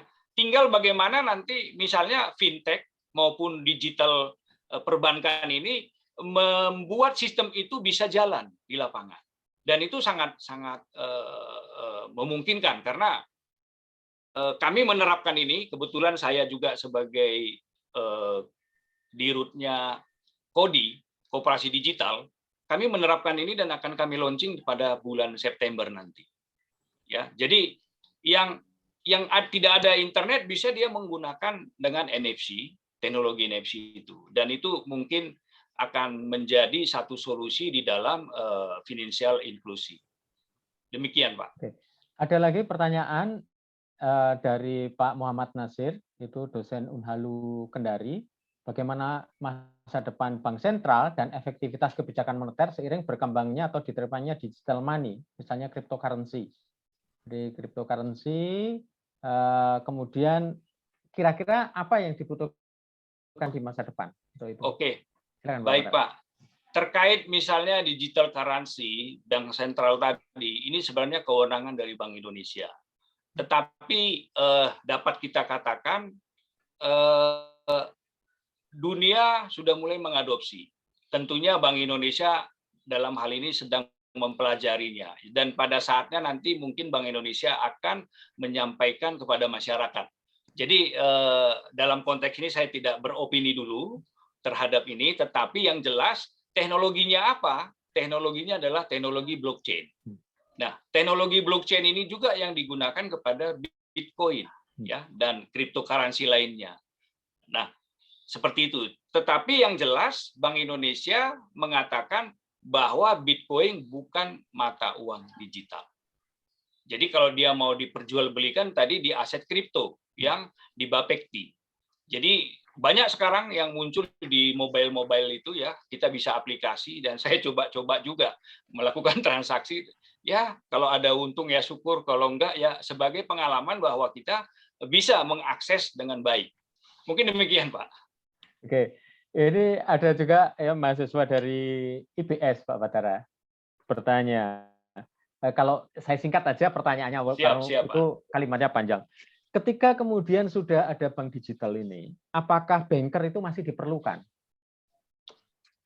Silakan, itu Pak, ya, esensinya ya. Itu tentu ya. Masih, Pak. Tadi kan sudah disampaikan, dengan adanya terdisrupsi bagian-bagian yang tidak bisa dilakukan lagi di bank digital, dia kan beralih menjadi layanan servis digital. Tentu di sini kan tidak bisa langsung semuanya dilakukan secara automation tanpa peran manusia di belakangnya. Jadi masih tetap bisa di switching. Jadi banker itu masih tetap, ya, walaupun dia tidak berkantor lagi, bisa berkantornya di rumah saja gitu. Seperti sekarang ini kan banker kerjanya di rumah, seperti itu. Terima kasih, Pak. Oke. Nah itu kira-kira beberapa pertanyaan karena supaya juga nanti tidak memperpanjang waktu. Tapi memang gini Pak Batara, ada satu misalnya tadi yang sempat disebutkan oleh Pak Riko mengenai Bank Jago. Kan kita tahu ya bahwa meskipun mengalami kerugian, nah ini bukan beriklan ya saya, tetapi kemudian harga sahamnya luar biasa karena dia antisipasi untuk digital banking ini luar biasa, sehingga harga sahamnya melonjaknya tidak disuspend karena melonjaknya kan perlahan-lahan, tetapi kemudian harganya memang cukup melejit. Nah itu kira-kira gimana Pak Batara? Itu atau Pak Riko itu? Oke, silakan Pak Batara.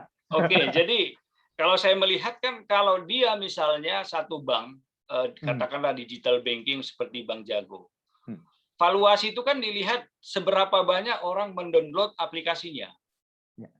Nah, semakin banyak ini downloadnya, berarti dia semakin besar valuasinya. Kita lihatlah seperti misalnya Gojek gabung dengan Tokopedia jadi GoTo. Nah, nilainya itu, padahal Gojek itu hanya punya 2 juta driver. Nah, tetapi Tokopedia memiliki 100 juta mitra. Digabungkan mereka itu, valuasinya sudah mencapai 600 triliun. Ya, kenapa? Karena banyaknya orang download aplikasinya. Jadi dilihat dari valuasinya dari situ. Jadi itu mudah-mudahan bisa menjawab. Mungkin dari Pak Riko ditambahkan. Silakan Pak Riko, silakan Pak Riko. Terima kasih. Saya kira memang valuasi kita sering joking juga kalau di dunia nyata ini profit and loss. Kalau di dunia digital ini value and loss. Mungkin malah nggak ada loss-nya nggak apa-apa, tapi ada value-nya. Jadi memang membeli masa depan, bukannya untuk yang sekarang. Nah, ini yang mungkin perlu dijaga juga dari regulator. Bagaimana sebuah bank yang notabene masih ini, regulator masih dalam ini mungkin OJK kali ya, dari 2 sisi. Sisi yang pertama adalah dari si financial institusinya sendiri, dari pengawasan sebagai banknya. Yang kedua dari sisi stock market. Jangan sampai orang masuk-masuk di situ tahu-tahu jebol. Nah, nanti kan merupakan sesuatu yang insiden kurang baik, akhirnya yang benar-benar memang ada nilainya malah tidak mendapatkan alokasi kapital. Mungkin harus ada keseimbangan dan memang gray area lah, mesti kontrolnya bagaimana, mesti saya sendiri bukan regulator, tapi intinya mungkin harus diperhatikan itu. Oke, makasih Pak Riko. Jadi itu ya tadi karena di tampilan itu ada oleh karena itu tadi kan kebetulan dua-duanya Pak Riko ataupun Pak Batara juga menampilkan Bukalapak. Kita kan juga sekali lagi ini saya menyampaikan ini bukan karena beriklan, tetapi kita tahu bahwa hari ini Bukalapak go public. Ya, sudah tercatat di KSCI, harga per lembarnya 50, tapi harga jualnya per lembar saham 850. Tadi kan Pak Batara gambarkan itu kan ada ini ya. Oke, itu kira-kira yang pertemuan hari ini ada beberapa hal yang memang kemudian tersampaikan oleh Pak Riko dan Pak Batara. Secara ringkas bisa saya sampaikan bahwa sebetulnya bagaimanapun juga yang namanya digital di banking itu tetap harus ada antisipasi yang sesegera mungkin dari bank-bank operasional yang ada dimanapun ya, tidak hanya di Indonesia, tetapi kemudian dimanapun kalau misalnya kemudian tidak siap dengan kemajuan teknologi, maka kemudian ya otomatis itu akan terpinggirkan ya oleh para nasabah ya, karena nasabah juga sudah demikian cepat, apalagi generasi milenial ya. Kalau generasi milenial itu kan mereka lebih cepat melakukan satu adaptasi yang luar biasa. Nah itu kemudian ada beberapa hal yang misalnya tadi juga disampaikan mengenai beberapa hal baik dari bab 1 sampai dengan bab 5 itu kan menjadi sebuah cara bagaimana kemudian mendeliver knowledge ini kepada adik-adik milenial ini supaya paling tidak mereka juga punya basic knowledge-nya mengenai perubahan dengan cepat tidak hanya sekedar menjadi user, tapi kemudian nanti akhirnya juga menjadi yang ikut membuat sebuah perubahan, karena itu berkaitan dengan bonus demografi nantinya di Indonesia gitu ya. Oke, terima kasih, itu saja yang bisa saya sampaikan sebagai moderator untuk ringkasan. Mungkin ada tambahan mungkin dari Bu Titu. Monggo Bu Titu. Nggak ada Pak Oh, Antio. Atau Bu Miranda, mungkin Bu Miranda.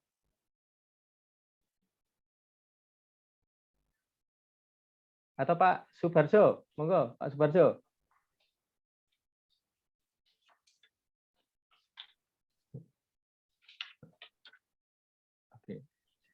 Oke, kalau misalnya mungkin tidak ada, saya kembalikan ke... Halo Pak Antio. Oh ya, monggo, monggo, monggo Pak Subarjo. Monggo. Aduh, ini bukunya jadi rusak nih di bedah Pak ya. Bapak. Oke, Pak Batara dan Pak Riko ya. Jadi dulu kan kita diajarin ya bahwa kita itu hidup di beberapa alam ya. Alam kandungan, alam dunia, alam kubur, alam akhirat ya. Rupanya alam dunia itu ada dua sekarang Pak. Alam nyata dan alam maya ini. Cyber itu kan alam maya. Jadi sekarang kita hidupnya di dunia nyata dan dunia maya. Kemudian mengenai buku ini, saya sebenarnya impress ya dengan Pak Batara. Pak Batara ini orang yang multi talent, Pak. Talentnya Bapak itu banyak bakatnya. Dulu Bapak kan insinyur ya. Iya, Pak. Kemudian kerja di bank. Kemudian sering juga dipanggil menjadi saksi di pengadilan ya, saksi ahli. Ini kan masalah hukum ya. Nah, kemarin sekarang nulis mengenai teknologi. Jadi ini saya ucapan selamat pada Pak Batara karena multi talent. Terima kasih. Hanya tentu saja ini kan buku volume pertama ya. Kayaknya nanti harus banyak volume nih Pak, volume. Karena ada perkembangan yang terus-menerus, yaitu kita hidup di alam cyber tadi Pak, alam dunia tapi dunia cyber. Nah, kemudian yang ketiga, ini mungkin juga untuk Bu Tito ya, dan Pak Sparta ya. Dulu kan kita suka nyusun kurikulum ya, bagaimana menjadi pegawai bank. Belajar akuntan, manajemen, dasar. Nah, sekarang di zaman digital banking, kayaknya harus ada pelajaran-pelajaran apa sebenarnya yang harus diberikan kepada mahasiswa IBS ya, karena ini dengan dunia cyber ini, apa perlu ada tambahan-tambahan barangkali atau mungkin di overhaul sama sekali ya, karena membutuhkan teknologi ini. Seperti diketahui, banking itu kan bisnis ya, bisnis. Kemudian ketika diperkenalkan internet, kan bank-bank itu me-hire ahli-ahli IT untuk melengkapi operasional bank dengan menggunakan internet. Jadi bisnis kemudian memanfaatkan ahli-ahli IT untuk belajar bisnis. Sedangkan bisnisnya orang-orang ahli bisnis tidak perlu belajar IT. Tapi di masa yang akan datang ya, saya kira mungkin harus agak perubahan-perubahan kurikulum nih. Saya tidak tahu, mungkin ada universitas mana yang sudah melakukan bahwa tradisional manual banking yang kita ajarkan itu mungkin harus menjadi digital banking tadi apa, internet banking ya. Bagaimana pegawai bank itu adalah internet banker, bukan hanya manual banker. Saya kira itu mungkin untuk Bapak-bapak dosen di situ, Pak Batara, Pak Antione yang Pak Antione ahli ini nyusun kurikulum nih. Ya, dan untuk tentu saja Bu Tito ya. Saya kira itu aja Pak. Ini hanya komentar aja Pak. Jadi setelah mendengarkan ini, tapi sekali lagi Pak Batara ucapan selamat ya. Terima kasih Pak. Terima kasih. Ya, terima kasih. Ya, terima kasih Pak. Monggo. Terima kasih Pak Barjo. Ya. Itu kira-kira yang disampaikan oleh Pak Subarjo mengenai beberapa hal yang kaitannya nanti, kan ini juga ada beberapa yang hadir dari perguruan tinggi lain. Monggo silahkan kalau misalnya kemudian nantinya kita bisa berkolaborasi dan berkomunikasi, kami juga sangat senang gitu ya. Oke, itu saja. Maka saya akhiri untuk acara bedah buku ini, walaupun bukunya tidak dibedah gitu ya. Kalau sudah rusak semua, tadi Pak Bartus juga menyampaikan ulang. Nah, oleh karena itu saya kembalikan kepada MC. Wassalamualaikum warahmatullahi wabarakatuh. Waalaikumsalam warahmatullahi wabarakatuh. Terima kasih kepada Bapak Dr. Antio Pracoyo. Pemberian plakat secara virtual sebagai tanda terima kasih kepada pembicara dari Indonesia Banking School. Indonesia Banking School menyampaikan apresiasi dan penghargaan yang tinggi atas kesediaan dan waktu dari Bapak Rico Ustavia Frans.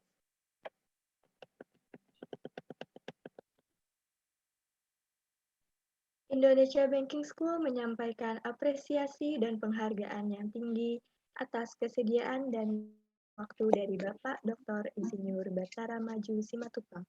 Terima kasih.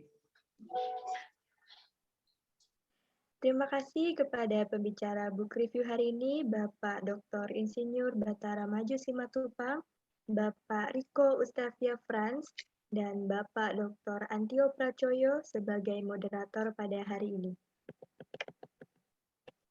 Sekali lagi, saya mewakili mahasiswa Indonesia Banking School mengucapkan banyak terima kasih atas kesediaan Bapak membagi ilmu yang sangat bermanfaat. Pengumuman, e-sertifikat dan materi akan dikirimkan ke email masing-masing yang sudah terdaftar.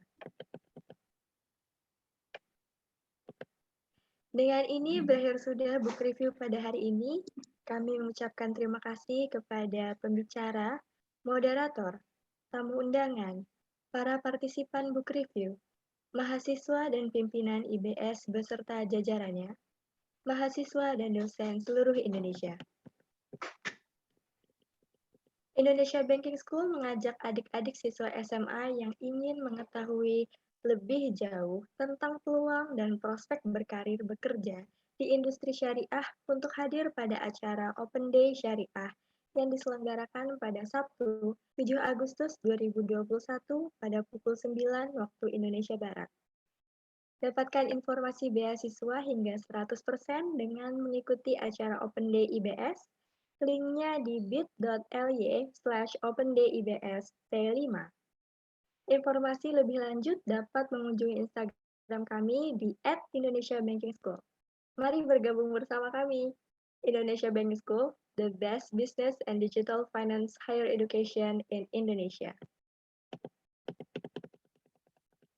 Indonesia Banking School mengadakan National Conference and Call for Paper 2021 dengan tema Keuangan Berkelanjutan pada Era Digital, Driving Innovation in Financial Technology and Islamic Finance Adaptation.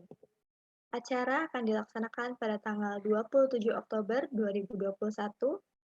Untuk tanggal deadline bisa dilihat di website www.callpaper.ibs.ac.id. Kami tunggu teman-teman dari kampus yang hadir untuk mengikuti National Conference di IBS. Dan sampai jumpa di book review selanjutnya. Jangan lupa untuk follow akun sosial media Indonesia Banking School, serta kunjungi website kami di www.ibs.ac.id. Saya Syuara Ramarizkia, mahasiswi manajemen 2019 Indonesia Banking School sebagai pembawa acara pada pagi hari ini, pamit undur diri. Terima kasih, selalu jaga kesehatan dan patuhi protokol kesehatan. Wassalamualaikum warahmatullahi wabarakatuh. Waalaikumsalam. Terima kasih Pak Riko, Ibu Titu, terima kasih. Ada tadi Ibu Miranda. Pak Battara, terima kasih. Terima kasih Bu.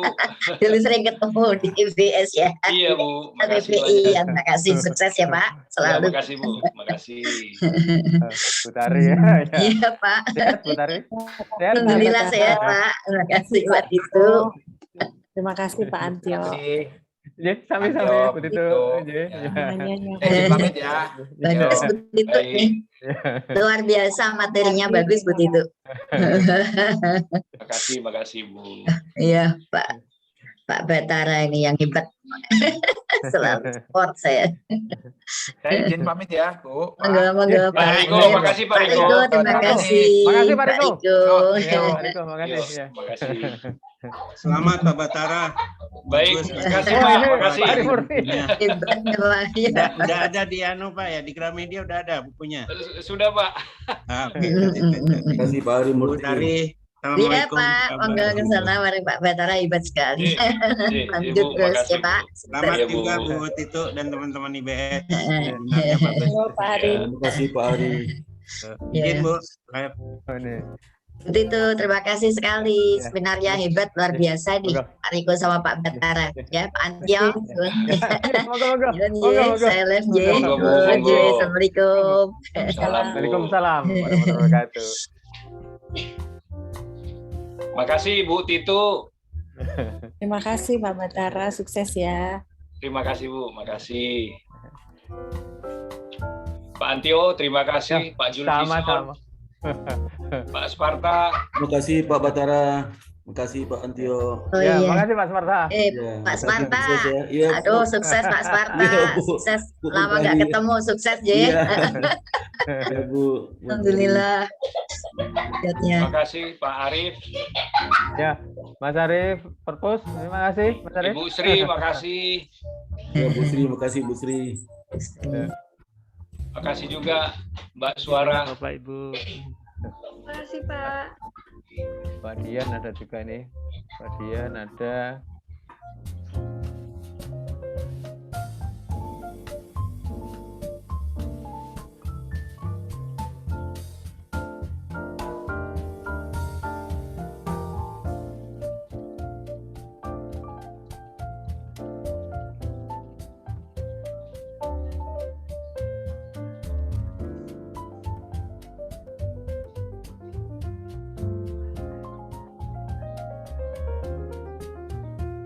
Bu Wiwi, makasih.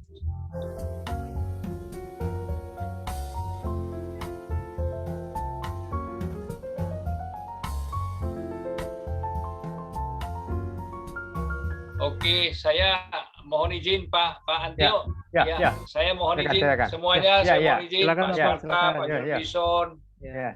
Mbak Wiwi, Oke. sama Ya. Mbak Suara. Iya Pak. Terima kasih semuanya. Ya, Terima kasih banyak Bapak. ya. Ya. Oke.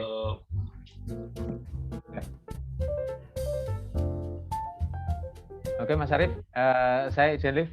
Monggo, Persiapan Bapak, siapa monggo. tahu sudah berapa minggu masjidnya nggak dibuka sholat Jumat, bingung saya. Iya nih Pak. Iya, Terima kasih banyak loh, nggak Pak. bisa. Iya, sholat subuh aja nggak boleh di sana. Aduh ya udahlah. Oke, Pak Sparta, Pak Zulfison, oke. Pak Antio, Pak makasih Suara. banyak Pak Antio. Makasih Ya, banyak Pak oke, Antio. Assalamualaikum. Waalaikumsalam warahmatullahi Oke, wabarakatuh. ya. Makasih banyak Pak Antio. Pak Ya, Jul, ya, makasih banyak Pak Jul. Yo. Pak Sparta. Iya, makasih banyak. Alhamdulillah. Kondisi udah sehat, Mas Pak. Arif, makasih banyak Mas Arif. Ya, sama-sama Bapak. Alhamdulillah Mas Arif. Tinggal 2 lagi Mas Arif. Iya Bapak. Siap Bapak. Ya. Pak Uda udah dihubungi. Pak Uda kapan? Udah. Prof Uda. Sudah siap, tinggal saya buat jadwalnya nanti. Oh, sip ya. Oke. Makasih Mas Arif. Ya Bapak.